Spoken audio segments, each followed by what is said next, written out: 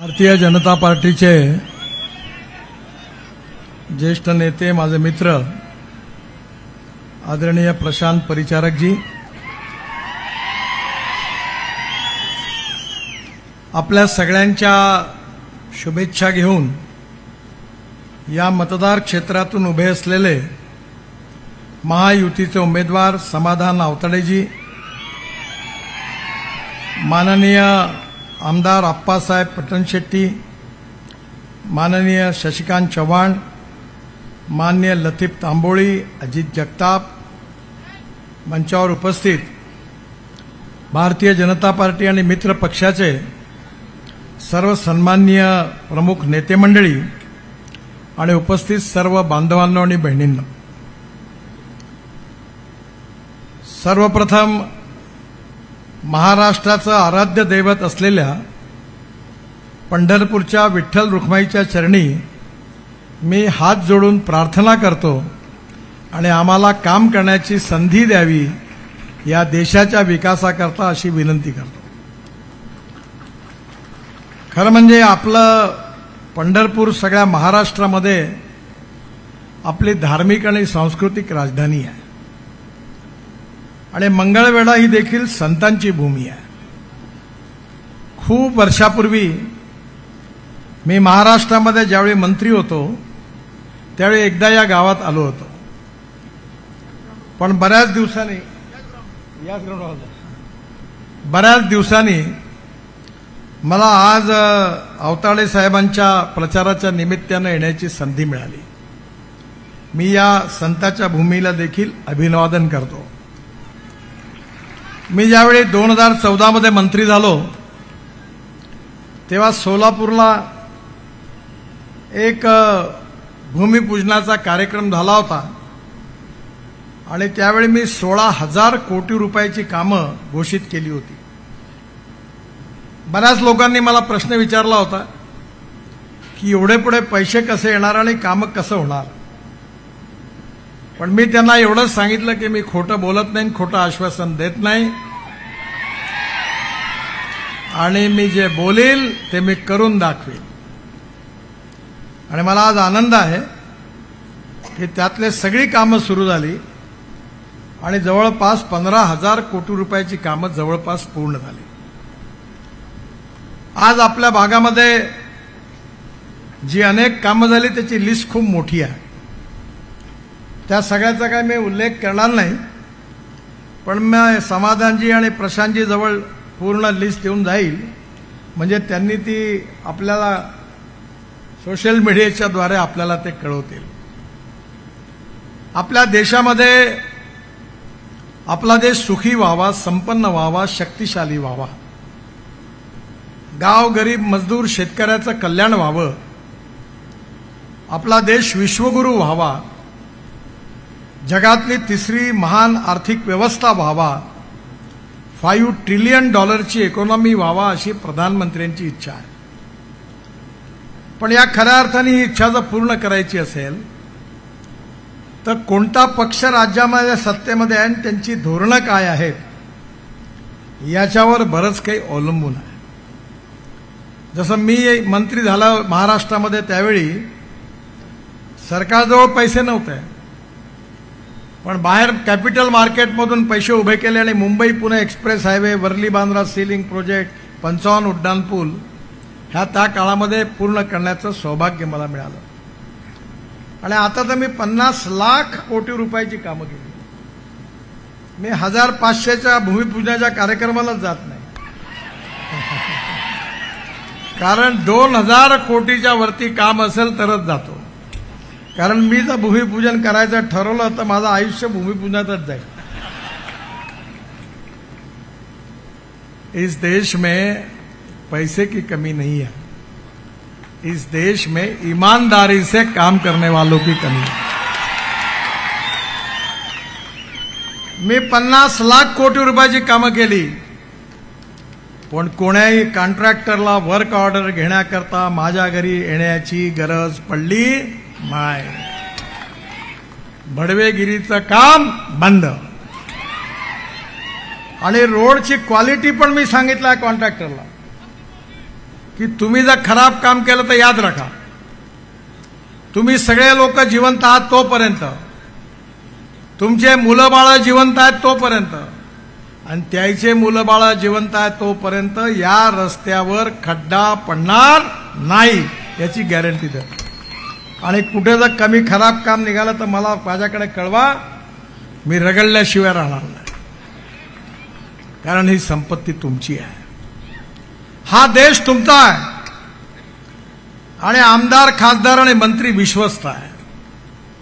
हा देश बदलला पाहिजे, या देशातल्या जनतेला सुसह्य जीवन मिळालं पाहिजे. नुकताच युनोमध्ये भूतानच्या प्रधानमंत्र्यांनी एक भाषण केलं, त्याची जगात चर्चा सुरू आहे. त्यांनी सांगितलं की डोमेस्टिक हॅपी ह्युमन इंडेक्स म्हणजे सुखांक.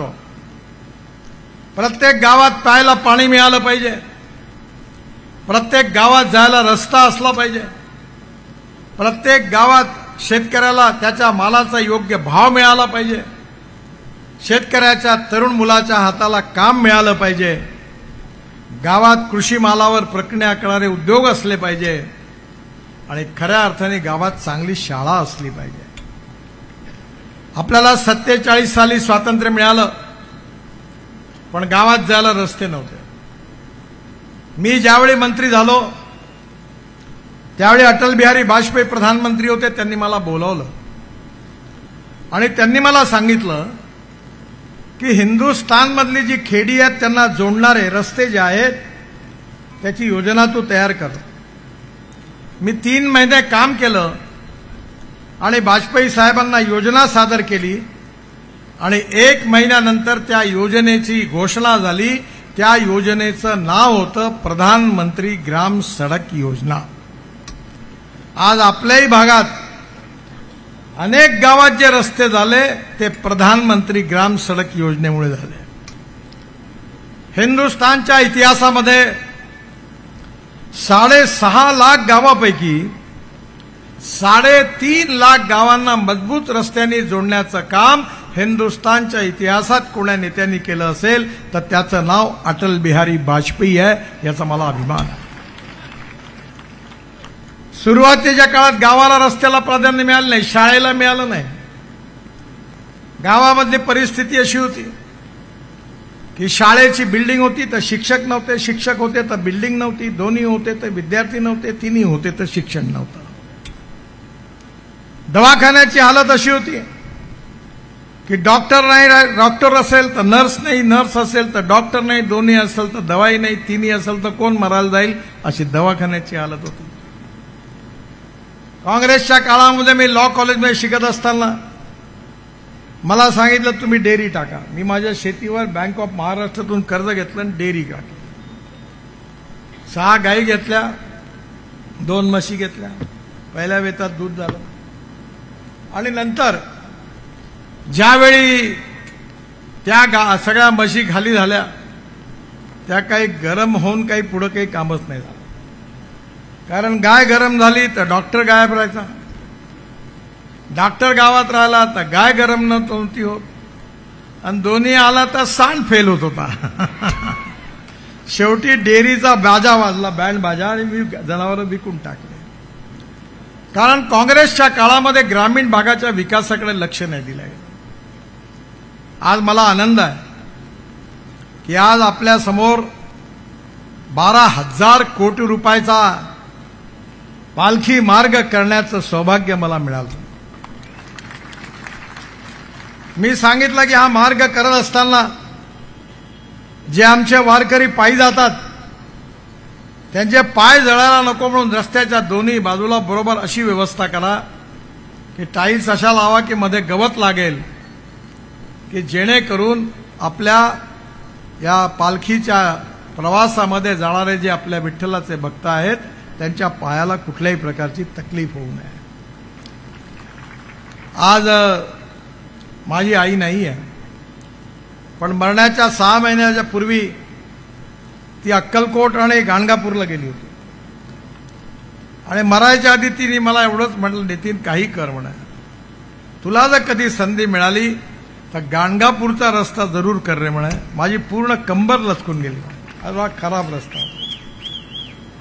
म्हणजे मला आठवते एकदा मी महाराष्ट्राला एका गावात रस्त्याने चाललो होतो.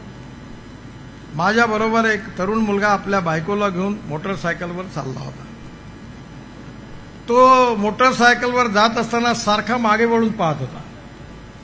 तर माझ्याबरोबरच्या कार्यकर्त्यांनी सांगितलं, पाहुणे साहेब तुमची क्रेज आहे. तो मागे वळून पाहून आला. अरे म्हटलं मूर्खा, तो मला नाही पाहून आला, तो हात लावून पाहून आला आपल्या बायकोला, आहे का पडली. कारण रस्त्यामध्ये एवढे गड्डे होते का तो चिंता करत होता. हा देश बदलला आहे आणि आपला शेतकरी आता बदलत चाललेला. केवळ शेतकरी अन्नदाता नाही, शेतकरी ऊर्जादाता झाला. ऊर्जादाता नाही, इंधनदाता झाला.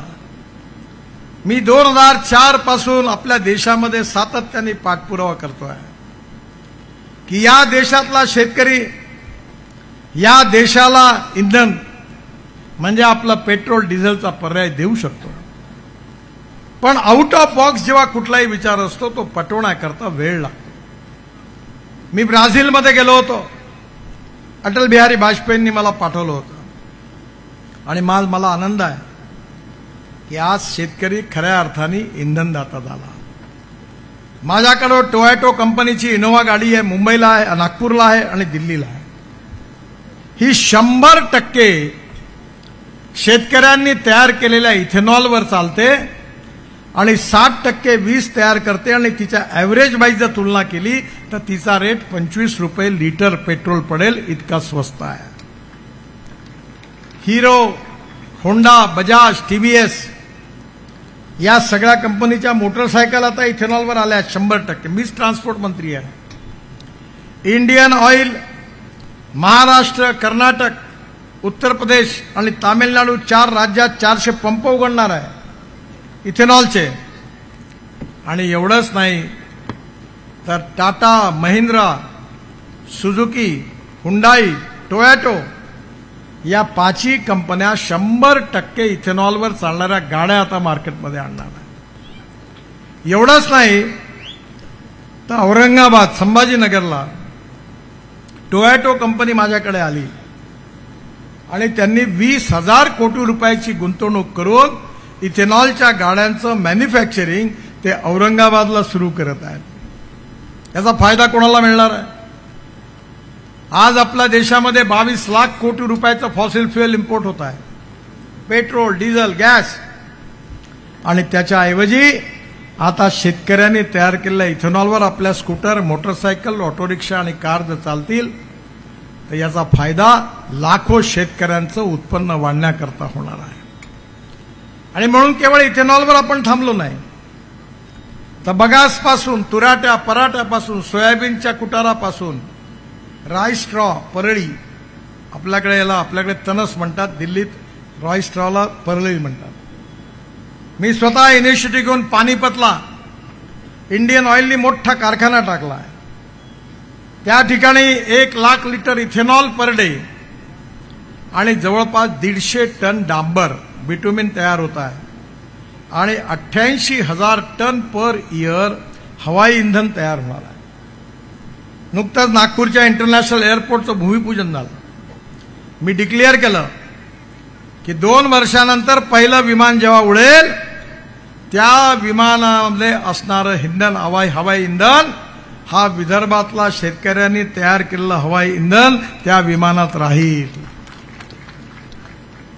टेक्नॉलॉजी बदलली आहे. आपल्याकडे गहू स्वस्त आहे, ब्रेड बिस्किट महाग आहे, टमाटर, संत्रे स्वस्त आहे, ज्यूस महाग आहे, सोयाबीन स्वस्त आहे, तेल महाग आहे. अनेक ठिकाणी परिस्थिती अशी आहे की शेतमालाला योग्य भाव व्हॅल्यू एडिशनमुळे मिळत नाही. आज दुधाच्या धंद्यामध्ये मोठ्या आपण पश्चिम महाराष्ट्रामध्ये आपण चांगल्या प्रकारे काम करत आहोत, पण आज त्याच्यावर प्रोसेसिंग झालं पाहिजे आणि म्हणून आपण टेक्नॉलॉजी आणली. टेक्नॉलॉजी अशी आणली की 1952 साली आपल्या इथल्या गीर जातीची गाय ब्राझीलमध्ये गेली होती. ती गाय 60 लिटर दूध देते आणि म्हणून तिचा जो सांड होता टोरॅन्डो त्याचं सिमेंट सांडून आपल्या इथल्या गाईला दिलं. आणि आता तुम्हाला माहिती आहे बेटी बचाव अभियानची गरज नाही आहे. जसं टेस्ट ट्यूब बेबी आहे तसं टेस्ट ट्यूब गोरी तयार व्हायला सुरुवात झाली. एम्ब्रिओ ट्रान्सफरची 3 ठिकाणी सुरुवात झाली. आणि एक प्रकल्प सांगलीला चितई डेअरीने सुरू केला, दुसरा बारामतीमध्ये पवार साहेबांकडे सुरू झाला आणि तिसरा नागपूरच्या व्हेटरनरी युनिव्हर्सिटीमध्ये सुरू झाला. आणि तिन्ही प्रकल्पाचं उद्घाटन करण्याची संधी मला मिळाली. त्यामुळे आता 2 लिटरच्या गाईपासून 100% गोरीच होईल आणि ती 20 लिटरची होईल. जर शेतकऱ्याचं उत्पन्न वाढलं तर कशा करता शेतकरी आत्महत्या करणार? गावं समृद्ध संपन्न झाली तर कशा करता गाव सोडून मुंबई, कलकत्ता, पुणे, हैदराबाद, बेंगलोरमध्ये शेतकरी जातील, झोपडपट्टीमध्ये राहतील? कशाला त्या ठिकाणी जातील?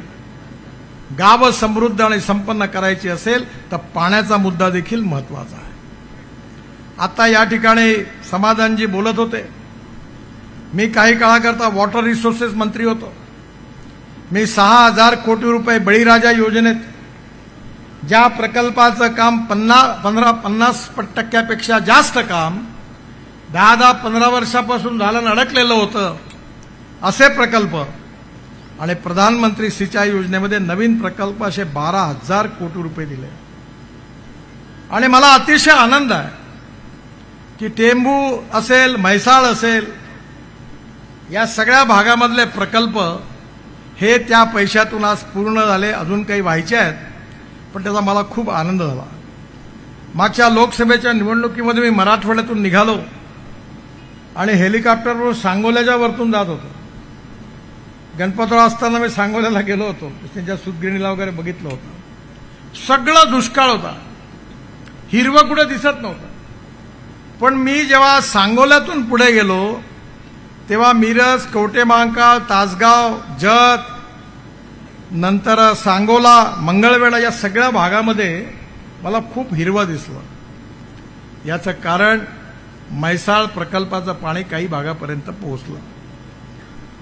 त्या मला विश्वास आहे, काळजी करू नका.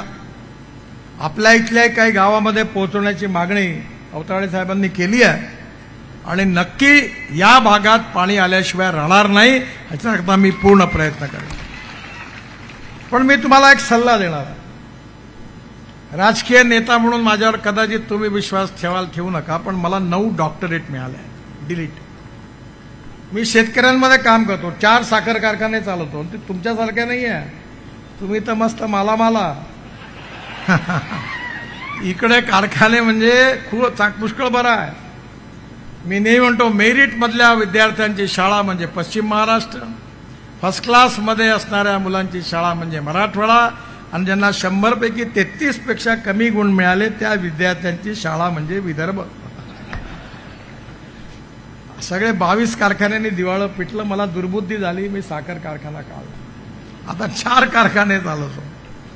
मी नेहमी म्हणतो की जो मागच्या जन्मात पाप करतो तो एक तर साखर कारखाना टाकतो, नाही तर वर्तमानपत्र सुरू करतो. पण मला विश्वास आहे की या ठिकाणी पाण्याचा प्रश्न सगळ्यात महत्वाचा आहे. मी नॅशनल हायवेचे कामं करत असताना महाराष्ट्र सरकारमध्ये देवेंद्रजीला विनंती केली, एक GR काढला, नदी नाले खोलीकरण केले, धरणातली माती काढली फुकटात, 1 पैसा नाही घेतला, तलावातली माती काढली, शेतकऱ्याला शेततळे बांधून दिले. या सगळ्या मागे एक तत्व होतं की धावणाऱ्या पाण्याला चालायला लावा, चालणाऱ्या पाण्याला थांबायला लावा आणि थांबलेल्या पाण्याला जमिनीला प्यायला लावा. गावातलं पाणी गावात, घरातलं पाणी घरात, शेतातलं पाणी शेतात.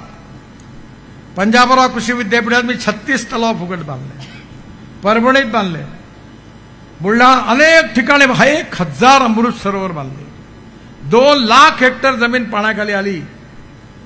मला परभणी कृषी विद्यापीठाची डॉक्टरेट डिलीट मिळाली, पंजाबराव कृषी विद्यापीठाची मिळाली, महात्मा ज्योतिबा फुले राहुरी विद्यापीठाची मिळाली, बाबासाहेब आंबेडकर विद्यापीठाची मिळाली आणि ही जलसंवर्धनाच्या कामाकरता मिळाली. आणि मी बाहेरचं उदाहरण नाही सांगत, माझं उदाहरण सांगतो. आमच्याकडे 60 एकर शेती होती, 1 तास पंप चालायचा. मी पूर्ण नदीचं खोलीकरण रुंदीकरण केलं. आता 7.5 हॉर्स पॉवरचे 3 पंप भारत सरकारच्या योजनेत घेतले. तुम्ही आपले 20% भारत सरकार द्या म्हणता, हे मला मान्य नाही. तुम्हाला सगळं फुकटच पाहिजे असं नाही जमत, थोडं तुम्ही टाकलं पाहिजे. मी 37,000 रुपयात मला 7.5 हॉर्स पॉवरचा पंप मिळाला. 3 पंप लावले आणि आता माझ्याकडे पूर्णपणे 8 तास पाणी आहे. आणि मी आता सांगितलं गाडीत की माझ्याकडे जी तूर आहे ती 6 फुटाची आहे आणि ऑर्गॅनिक खत 1 लाख टन मी तयार करतो. ते कल्चर आणलं दिल्लीवरून आणि ड्रोननी स्प्रेइंग करतो. आणि माझ्याकडे, तुम्हाला आश्चर्य, तुमच्याकडे खूप शेतकरी, माझ्याकडे एकरी 88 टन ऊस झाला. 88 टन.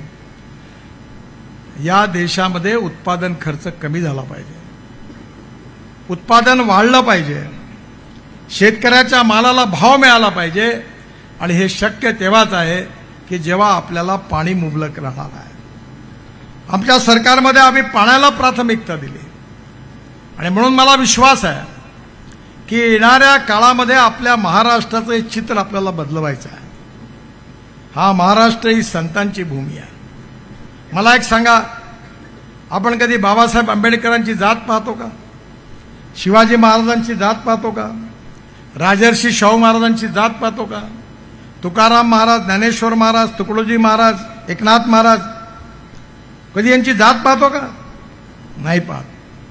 माणूस हा जातीने मोठा नाही आहे, तर माणूस हा खऱ्या अर्थाने त्याच्या कर्तृत्वाने आणि गुणांनी मोठा आहे. आणि म्हणून मी तुम्हाला एकच गोष्ट सांगतो की या समाजातली छुवाछूत, अस्पृश्यता, जातीयता समूळ नष्ट केली पाहिजे. कारण माणसाच्या मोठेपणाचा संबंध त्याच्या कार्यकर्तृत्वाशी आहे. आणि त्यामुळे मागच्या निवडणुकीमध्ये काँग्रेस पार्टीने अपप्रचार केला की भाजपला जर 400 जागा मिळाल्या तर बाबासाहेबांचं संविधान बदलणार. बाबासाहेबांचं संविधान आम्ही बदलणार नाही, कोणाला बदलू देणार नाही आणि कोणाची बदलण्याची हिंमत नाही. मी स्वतः लॉ ग्रॅज्युएट आहे. फायनल लॉला आम्ही कॉन्स्टिट्यूशन शिकलोय. त्यामध्ये प्रिएमल जे आहे त्याचं मूलभूत तत्व त्याच्यामध्ये लिहिलंय. एक सुप्रीम कोर्टात केस झाली होती, केशवानंद भारती प्रसिद्ध, आणि त्या केसमध्ये सुप्रीम कोर्टाचे मुख्य न्यायमूर्ती आणि 10 न्यायमूर्तींच्या खंडपीठाने मिळून निर्णय दिला होता. तो निर्णय हा होता की silent features of the constitution cannot be change. घटनेचे मूलभूत तत्व बदलू शकत नाही. आणि जे 3 पार्ट आहेत आपल्या घटनेचे, त्या 2/3 मेजॉरिटीनी पार्लमेंटमध्ये कलम बदलू शकतात. पण हे बदलवण्याचं पाप कोणाचं आहे? हे बदलवण्याचं पाप कोणाचं असेल तर ज्यावेळी अलाहाबाद हायकोर्टामध्ये इंदिराजी निवडणूक हारल्या त्यानंतर काँग्रेस पार्टीने 75 साली इमर्जन्सी लावली आणि बाबासाहेबांच्या संविधानाच्या धज्जिया उडवल्या. जनता पार्टी आल्यानंतर पुन्हा घटना दुरुस्ती केली. ज्यांनी घटना तोड मरवण्याचं काम केलं ते आमच्या विरुद्ध प्रचार करत फिरत आहे की संविधान धोक्यात आहे. आपल्याकडे म्हण आहे ना, चोराच्या उलट्या बोंबा, उलटा चोर कोतवाल को डाटे, अशी कहाणी आहे. आणि म्हणून कुठल्याही या जातीवादी प्रचारावर विश्वास ठेवू नका. मुसलमानाच्या मनात भीती निर्माण करतात. ये चुनकर आएंगे तो आपको कटवा देंगे, पाकिस्तान भिजवा देंगे.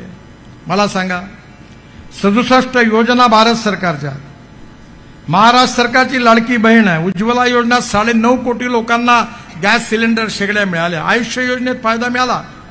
कुठे लिहिलं होतं का की दलित आणि मुसलमानांनी अर्ज करू नये म्हणून? सगळ्या योजनेचा सगळ्यांना फायदा मिळाला. सबका साथ, सबका विकास, सबका प्रयास आणि सबका विश्वास याच आधारावर काम करण्याचा आम्ही प्रयत्न केला. आणि म्हणून मला विश्वास आहे, वेळ कमी आहे कारण मला अजून एक सांगली जिल्ह्यातली सभा करून इचलकरंजीला 5-5:30 उतरलं पाहिजे. त्यामुळे मला जाण्याची घाई आहे. त्यामुळे माझी आपल्या सगळ्यांना विनंती आहे की ही निवडणूक समाधान आवतडे यांच्या भविष्याचा फैसला करणारी निवडणूक नाही आहे. ही निवडणूक माझ्यासमोर बसलेल्या जनतेच्या भविष्याचा आणि भवितव्याचा फैसला करणारी निवडणूक आहे. तुम्ही कधी रेस्टॉरंटमध्ये जाता तर रेस्टॉरंटवाल्याला जात विचारता का? जिथं चांगलं लागेल तिथं जाऊन घुसता. तुम्हाला हार्टचं ऑपरेशन करायचं असेल तर कधी विचारता का आपल्या जातीचा डॉक्टर आहे त्याच्याकडे करून घ्या, तुम्हाला चांगला डॉक्टर पाहिजे.